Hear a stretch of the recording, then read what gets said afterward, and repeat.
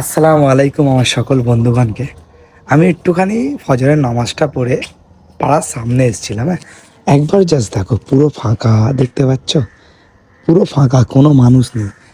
আমি তাই বলি আমার বন্ধু, আমাদের জীবনটা না আল্লাহ পাক এত সুন্দর দিয়েছে, বাট দেখো এই রোজার মাস, এই রোজার মাসও আমরা প্রায় 8 ঘন্টা 10 ঘন্টা 12 ঘন্টা ফোন ইউজ করে নিই।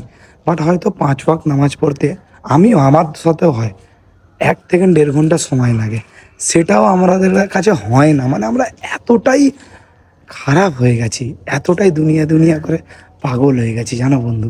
ফজরের নামাজের আগে অবধি আমরা সবাই ফোন ইউজ করি, ফোন ঘাঁটি, বাট ফজরের নামাজটা পড়তে যাওয়ার সময় না আমাদের গায়ে ব্যথা হয়ে যায়। এটা হয়, স্বাভাবিক, সবাইয়েরই হয়। মানে আমরা কতটাই খারাপ হয়ে গেছি, আমরা মুসলমান, দুনিয়া দুনিয়া কাজ কাম করতে করতে এতটাই ব্যস্ত হয়ে গেছি, এতটাই ব্যস্ত হয়ে গেছি যে আল্লাহর জন্যে কিছু করতেই পারি না। সত্যি বলো, একবার জাস্ট ভাবো তো, এই অন্ধকার সকাল, আমরাও একটা সময়, একটা কিছুদিন পর হয় আমার মৌত হয়ে যাবে বা তোমার মৌত হয়ে যাবে, তখন কিন্তু আমাদের ওই অন্ধকার সময়টায় কেউ সাথে থাকবে না, পাশে থাকবে আমাদের আমল, আর সাথে থাকবে আল্লাহ।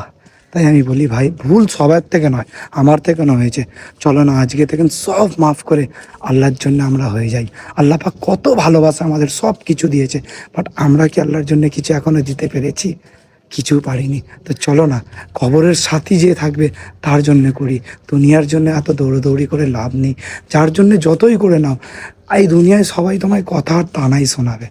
বাস আজকে মনটায় লাগলো তাই বললাম। আসসালামু আলাইকুম। ভিডিওটা ভালো লাগলে বেশিতে বেশি শেয়ার করুন।